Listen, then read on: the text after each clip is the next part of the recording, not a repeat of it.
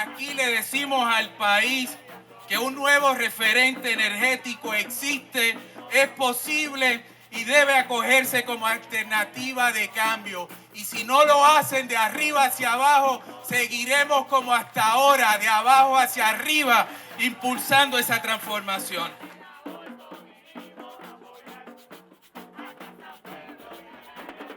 There's an insurrection taking place in Puerto Rico, an energy insurrection. In the small mountain town of Adjuntas, Casa Pueblo, an environmental watchdog agency, has joined forces with their local community to transform their isolated home into one powered by the sun.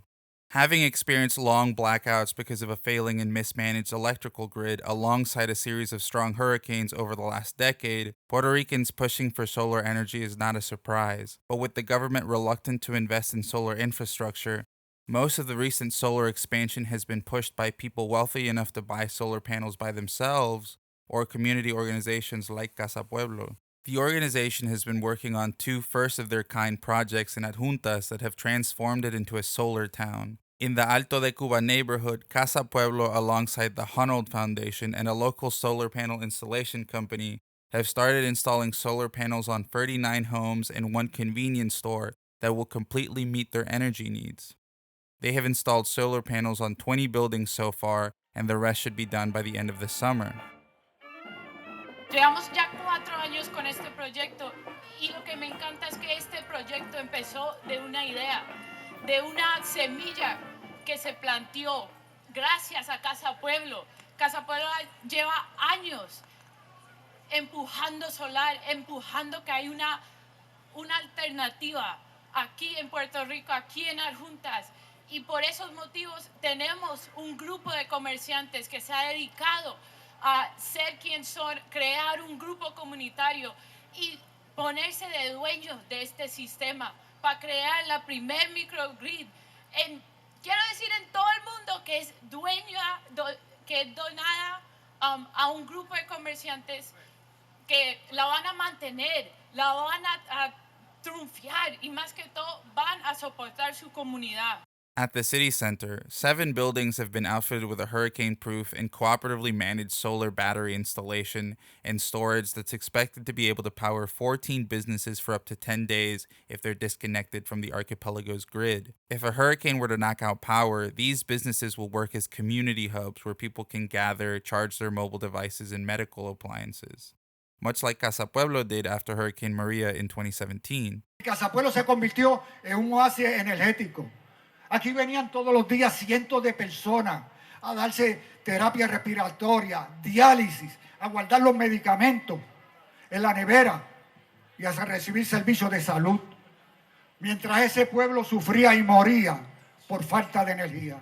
Both microgrids are owned and managed by the local nonprofit organization Community Solar Energy Association of Adjuntas, which is led by members of the neighborhood.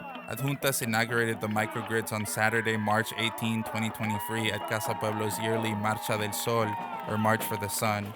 Various civil society groups gathered in Adjuntas for the march. Hundreds of people staked for the town, chanting things like, ¡Que Puerto Rico Pueblo! ¡Puerto Rico triunfa!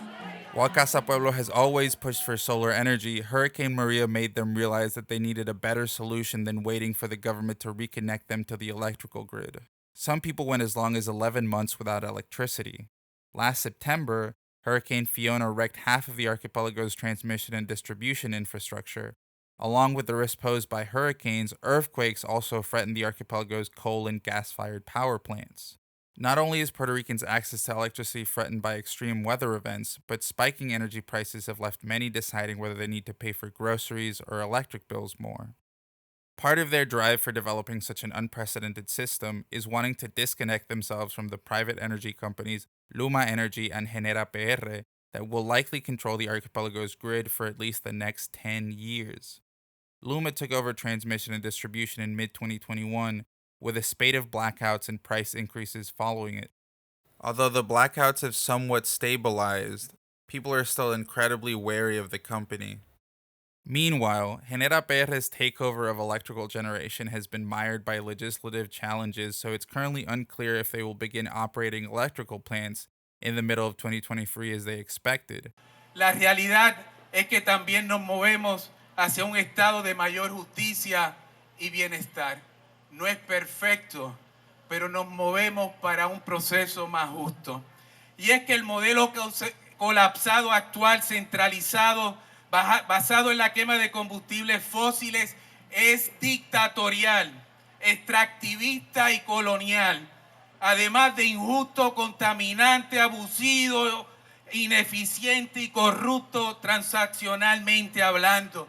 Over the next decade, microgrid capacity is expected to increase by 3 times the current amounts, up to nearly 750 megawatts, and Adjuntas has been leading the charge.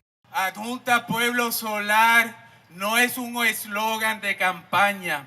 Ustedes, nosotros y nosotras estamos en el territorio alternativo de Adjuntas Pueblo Solar.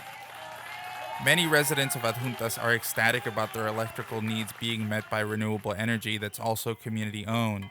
They hope their town's transformation can serve as the model for what the rest of the archipelago could be if there's serious investment in renewables by community groups and the government.